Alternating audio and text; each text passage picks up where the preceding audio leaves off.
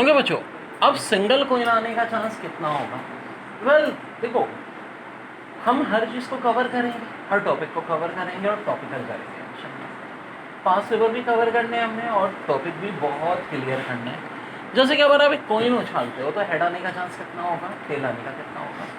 तो देखो, कॉइन के दो ही सिरे होंगे और कॉइन के प्रॉब्लम में जो टोटल आउटकम का फार्मूला होता है वो होता है 2n। एक कॉइन है तो 2 यानी टोटल आउटकम 2 हो जाएगा। और दिख भी रहा है, या तो हेड आएगा या टेल आएगा। तो अब हेड आने का चांस कितना होगा? साफ दिख रहा है, 1/2। टेल आने का कितना होगा? 1/2, है ना। प्रोबेबिलिटी का मतलब क्या होता है? Successful attempt divide by total attempt. लेकिन अगर कोई पूछे हेड ना आने का कितना होगा, तो वेल अगर हेड आने का हाफ है तो ना आने का 1 - हाफ यानी कि हाफ ही हो जाएगा। और टेल ना आने का भी क्या हो जाएगा? हाफ ही हो जाएगा। ओके जी, 2 कॉइन्स पे जो सवाल पास पेपर में आए उनको हम देखते हैं। नंबर ऑफ कॉइन्स 2 होंगे तो देखो फार्मूला 2n, 2 का स्क्वायर यानी 4 आउटकम हो जाएंगे। ये 4 आउटकम कैसे हो सकते हैं? ऐसे हो सकते हैं भाई, दोनों head, head tail, tail head, या दोनों टेल। ओके बच्चों, तो जब 2 कॉइन्स हैं तो दोनों हेड भी मौजूद है, हेड टेल भी मौजूद है, टेल हेड भी मौजूद है, दोनों टेल भी मौजूद है। इस में कैसे सवाल आ जाता है कि बोथ हेड आने की प्रोबेबिलिटी कितनी होगी? तो वेल बोथ हेड आने की प्रोबेबिलिटी 1/4 हो जाएगी, क्योंकि जब 2 कॉइन्स है तो टोटल आउटकम 2 का स्क्वायर यानी 4 होगा। तो बोथ हेड आने की, देखो ना, एक ही तो है जब दोनों हेड आए, और किसी में है अरे दोनों हेड नहीं आ रहे, तो 1/4। ओके, नो हेड की जब कोई हेड नहीं है, ये भी एक है, इसका आंसर भी 1/4। अब देखो बहुत बड़ा फ़र्क इंग्लिश में एग्जैक्टली, एटलीस्ट और एटमोस्ट। एग्जैक्टली का मतलब होता है accurate, exactly 1 head, exactly 1 head. एक तो यहाँ है और एक यहाँ है। टोटल कितनी जगह है? 2 जगह, 2/4 यानी कि 1/2। एटलीस्ट 1 हेड, एटलीस्ट 1 हेड का लग के कम से कम 1 हेड। तो देखो यहाँ तो 0, यहाँ 1, यहाँ 1, यहाँ 2, 1 2 3, इसका आंसर हो जाएगा 3/4। ठीक है, यानी कम से कम 1 हेड। ज़्यादा अब 2 हो, 3 हो, 4 हो, सबको कंसीडर करेंगे। फिर कह रहे हैं एटमोस्ट 2 हेड, ज़्यादा से ज़्यादा 2 हेड। अब देखो ये बड़े मज़े की बात है, ज़्यादा 2 हेड। देखो अगर हम कहते हैं कि एक बेंच पे ज़्यादा 4 लोग बैठ सकते हैं तो कितने बैठ सकते हैं? 4 भी, 3 भी, 2 भी, 1 भी और 0। एटमोस्ट 2 का मतलब है ज़्यादा 2, कम से कम कितने भी। तो 2 हेड वाला भी शामिल होगा इसमें, 1 वाला भी, 1 वाला भी, और सबसे ख़ास 0 वाला भी। जी हाँ, जब भी एटमोस्ट का लफ्ज़ है इसका लफ्ज़ 0 वाला भी शामिल होगा ही होगा। तो ऑब्वियस सी बात है यार, इसका जवाब क्या हो जाएगा? 4/4 यानी कि 1। तो बहुत इम्पॉर्टेंट कॉन्सेप्ट है ये मैथ्स का। बच्चों 3 कॉइन से रिलेटेड जो सवाल पास पेपर्स में आए हैं, तो बच्चों शॉर्ट ट्रिक क्या होती है? 2n, तो 2 का क्यूब यानी कि 8 आउटकम होंगे। अब देखो थोड़ा सा दिमाग लगाओ, या तो तीनों हेड होंगे या क्या होगा? 2 head 1 tail, head tail head, tail head head, head tail tail, tail head tail, 2 tail फिर हेड, या तीनों टेल। होगा थे नहीं? बिल्कुल होगा। अब एग्जाम में एक साल आया था ऑल हेड आने का चांस कितना है? इसकी जी ऑल हेड। तो ऑल हेड का कोई है? जी हाँ बिल्कुल है, 1/8। अपॉन में 8 इसलिए क्योंकि आउटकम 8 है, 3 कॉइन है। पहले वाले का आंसर हो जाएगा 1/8। ओके जी, और से देखें नो हेड। नो हेड ये जब तीनों टेल हैं, यहाँ देखो ना कितने हेड हैं भाई, 0 हेड हैं, तो इसका आंसर भी 1/8 हो जाएगा। अब एग्जैक्टली 1 हेड वाले ज़रा काउंट करो। देखो यहाँ सिर्फ 1 हेड, यहाँ 1 हेड, यहाँ 1 हेड, तो 3 हैं जिनमें 1 हेड है, तो हम इसको कहेंगे 3/8। ओके डियर, इसके बाद एटलीस्ट 1 हेड, कम से कम 1 हेड। 1 2 3 4। अब आप बोलोगे सर यहाँ तो 2 हेड हैं। बिल्कुल हैं जी। वर्डिंग पे गौर करो कि क्या पूछ रहे हैं। वर्डिंग में कह रहे हैं एटलीस्ट का मतलब कम से कम 1 हेड। अब ज़्यादा जितने भी हो, 1 से कम हेड वाले को हम नहीं लेंगे, यानी इसको नहीं लेंगे।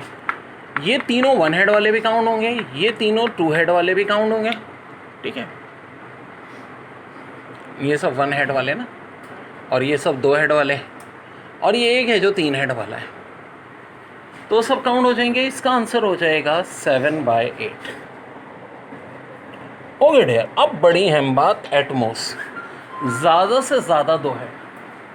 तो डियर एटमॉस में याद रखो 0 से स्टार्ट करते हैं। 0 हेड वाले, 1 हेड वाले और 2 हेड वाले। किसको हम नहीं ले सकते? 3 हेड वाले, क्योंकि ज़्यादा से ज़्यादा 2 हेड वाले को काउंट करना है। तो इसका आंसर भी 7/8 ही होगा। हाँ, अगर कल को सवाल होता है एटमॉस 3 हेड, एटमॉस 3 हेड होता फिर हम सारे काउंट करते हैं, 0 वाले भी, 1 वाले भी, 2 वाले भी, 3 वाले भी, 8/8 यानी 1 हो जाता। फिर वही बात, प्रोबेबिलिटी में सबसे बड़ा आंसर क्या हो सकता है? 1। ओके बच्चों, पास पेपर में सवाल आया था 8 कम्बिनेशन 0 किसके इक्वल होता है। तो याद रखो 8 कम्बिनेशन 0, 8 कम्बिनेशन 8 दोनों किसके इक्वल होता है? 1 के इक्वल होता है। बेसिकली फार्मूला है n combination 0 equal to n combination n हमेशा 1 के बराबर। यानी कि कोई भी ऐसी सिचुएशन हो, कल को दे दें 11 कम्बिनेशन 11, ये भी 1 हो जाएगा। 11 कम्बिनेशन 0, ये भी 1 हो जाएगा। बहुत है। ओके जी, n कम्बिनेशन 8 कम्बिनेशन 1 पूछा था एग्जाम में, तो ये 8 होगा। यानी अगर नीचे 1 हो तो ऊपर जो नंबर है वो एज इट इज आ जाएगा। अब 8 कम्बिनेशन 7 कितना होगा? ये भी 8 होगा। नीचे 1 हो या ऊपर नीचे में 1 का फ़र्क हो तो आंसर हमेशा ऊपर वाला। यानी कि फार्मूला होता है n combination 1 equal to n combination n-1 equal to n के। अब इसी तरह 11 कम्बिनेशन 10 है, मैं देखूंगा 11 और 10 में कितने का फ़र्क है? 1 का, तो आंसर 11 हो जाएगा। 11 कम्बिनेशन 1 है तो आंसर 11 हो जाएगा। बच्चों पूछा था 8 कम्बिनेशन 2, अब देखो जो आंसर 8 कम्बिनेशन 2 का होगा वही 8 कम्बिनेशन 6 का होगा, क्योंकि 8 और 6 में कितने का फ़र्क होता है? 2 का। और देखो कम्बिनेशन 2 हो या 2 का डिफरेंस हो, फार्मूला होता है n इंटू n-1/2। तो n की जगह 8 आ गया, 8-1 कितना होता है? 7। 8 और 2 कटे, 4 7 सा 28। ये जो कम्बिनेशन 2 का फार्मूला है बच्चों, ये बहुत अहम है। तभी आपको निकालने को आता है नंबर ऑफ मैचेस के 8 टीमें तो सब एक दूसरे से एक मैच खेलती हैं, तो नंबर ऑफ मैचेस कितने होंगे, कौन सा फार्मूला लगाएंगे ये, क्योंकि एक मैच खेलने के लिए कितनी टीमें चाहिए होती है? 2। इसी तरह जब भी नंबर ऑफ स्ट्रेट लाइन की बात आए, क्योंकि number of straight line from 8 points, तो स्ट्रेट लाइन उसको कहते हैं जिसको ड्रॉ करने के लिए कितने पॉइंट चाहिए होते हैं? कम से कम 2। इसी तरह हैंड शेक का सवाल आता है, भाई हाथ मिलाने के लिए कितने आदमी चाहिए होते हैं? 2 चाहिए होते हैं। कि 8 अफराद हैं, नंबर ऑफ हैंड शेक्स कितने होंगे? तब भी हम यही फार्मूला यूज़ करेंगे। बच्चों बहुत प्यारा सवाल है 8 कम्बिनेशन 3। जो 8 कम्बिनेशन 3 का आंसर होगा वही 8 कम्बिनेशन 5 का होगा, तो दोनों में 3 का ही होगा। अब कम्बिनेशन 3 के लिए या 3 का फ़र्क हो, फार्मूला होता है n into n-1 n-2/6। n बोले तो 8 हो जाएगा, 8-1 7 हो जाएगा, 8-2 6 हो जाएगा, नीचे भी 6 है, कैंसिल कर दो, 8 7 सा 56 इज योर आंसर। 56 आंसर तो आ गया बच्चों, लेकिन एक बात और है, हमें 3 की बात हो रही है। ये फार्मूला कब यूज़ होगा? ट्राइंगल के केस में। भाई स्ट्रेट लाइन के लिए 2 पॉइंट चाहिए होते हैं, ट्राइंगल के लिए कितने पॉइंट चाहिए होते हैं? 3 पॉइंट। एक बार सवाल आया था कि 8 पॉइंट्स हैं और उससे हमें एक ट्राइंगल बनाना है, तो कितने ट्राइंगल बनेंगे? तो ट्राइंगल का वर्ड देखते ही मैं कम्बिनेशन 3 का फार्मूला लगाता हूँ। हर सवालों के 8 पॉइंट है और कितनी स्ट्रेट लाइन बनेगी, तो स्ट्रेट लाइन के लिए मैं कम्बिनेशन 2 का फार्मूला। देखो बच्चों n कम्बिनेशन 4 क्या होगा? n into n-1 n-2 n-3/24। जैसे कि 10 कम्बिनेशन 4 पूछे या 10 कम्बिनेशन 6 पूछे, आंसर एक ही होगा। क्यों एक होगा? 10 और 6 में कितने का फ़र्क होता है? 4 का। अब कम्बिनेशन 4 वाला फार्मूला तब यूज़ करेंगे जब 4 साइडों की बात होगी। ट्राइंगल में 3 साइडें 3 पॉइंट होते हैं, ठीक है। और अब जिनकी हम बात कर रहे हैं इन सब में 4 पॉइंट होते हैं: square, rectangle, rhombus, quadrilateral, parallelogram, trapezium. इन सब की जब भी इनकी बात आएगी नंबर ऑफ साइड्स, यानी कि how many square form from 10 points, तो जनाब कौन सा फार्मूला लाएंगे? कम्बिनेशन 4 का।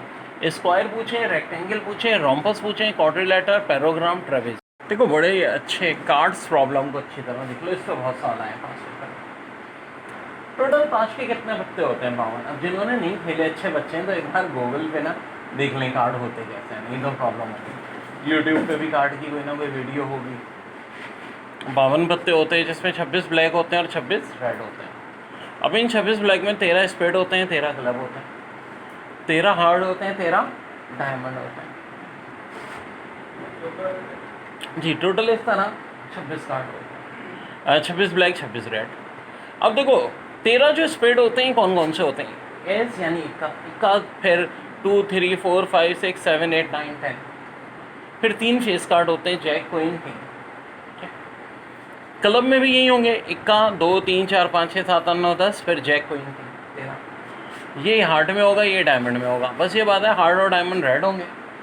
इसी तरह अगर 7 देखो तो 7 का एक स्पेड होगा एक क्लब होगा, यानी 2 ब्लैक में होंगे और 2 7 रेड में होंगे, यानी कि हार्ड और डायमंड। यानी कि ये जो चारों हैं स्पेड क्लब हार्ड और डायमंड, ये 13 होंगे। और ये जो 13 हैं यानी कि 21 से लेके 10 तक, फिर जैक क्वीन किंग, ये कितने, ये 13 के 13 कितने होंगे? 4। फेस कार्ड किन को कहते हैं हम? जैक को, क्वीन को, किंग को। देखो 3 किसके हो जाएंगे? स्पेड के, 3 क्लब के, 3 डायमंड के, 3 हार्ट के, यानी 12। 6 फेस कार्ड जो हैं ब्लैक कलर के होंगे, 6 जो हैं वो रेड कलर के होंगे।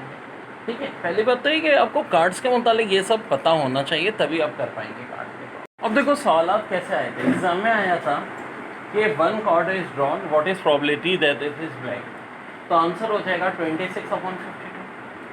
अगर रेड कार्ड पूछे तब भी क्या होगा? 26/52। हाँ जी, स्पेड पूछेंगे तो 13/52, क्लब पूछेंगे तो 13/52, हार्ट पूछेंगे तो 13/52, डायमंड पूछेंगे तब भी 13/52। ये अलहदा बात है। एस यानी इक्का पूछेंगे तो इक्के 4 होते हैं, तो 4/52। 7 पूछेंगे 4/52, जैक पूछेंगे 4/52, क्वीन पूछेंगे 4/52।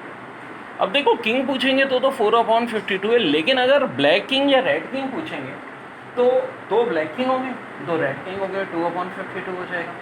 फेस कार्ड पूछें तो फेस कार्ड टोटल 12 होंगे, 12/52। अगर ब्लैक फेस कार्ड पूछें तो फिर कितना हो जाएगा?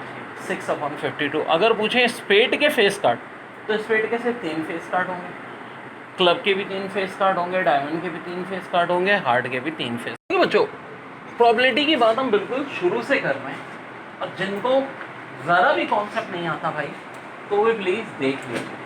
प्रोबेबिलिटी मे बी, प्रोबेबिलिटी के मतलब क्या है? मे बी रेड टुडे, हो भी सकती है और नहीं भी हो सकती। अब छोटी सी बात है कि आपके पास 70 प्राइस बॉन्ड है 5000 वालों में से, और टोटल प्राइस बॉन्ड हुकूमत के पास कितने हैं? 100 हैं। तो अगर आपके पास 70 प्राइस बॉन्ड हैं और इनाम निकलना है तो आपकी प्रोबेबिलिटी क्या होगी? 70/100, यानी कि 0.7। याद रहे प्रोबेबिलिटी में मैक्सिमम वैल्यू 1 होती है, जिस तरह परसेंटेज में 100 होती है। ज़ाहिर 1 नहीं हो सकती, प्रोबेबिलिटी 1 से हमेशा कम ही होगी। अब आप बोलो सर ऐसा भी हो सकता है कि जिस आदमी के पास 1 प्राइस बॉन्ड है वही निकला है, बिल्कुल जी। लेकिन जब हम बात प्रोबेबिलिटी की बात कर रहे हैं, चांसेस की बात कर रहे हैं, तो उसका चांस क्या होगा? खाली 1/100 होगा। क्यों? इसकी प्रोबेबिलिटी हो गई 0.7 प्राइस बॉन्ड जीतने की। ना जीतने की कितनी होगी? 1 - 0.7 यानी कि 0.3। सारे 5 पेपर में सॉल्व कराऊंगा, लेकिन कॉन्सेप्ट के भी साथ, ताकि जिनके भी कॉन्सेप्ट वीक हैं वो बहुत अच्छे हो जाएं। तो भाई प्लीज़ देख लीजिए।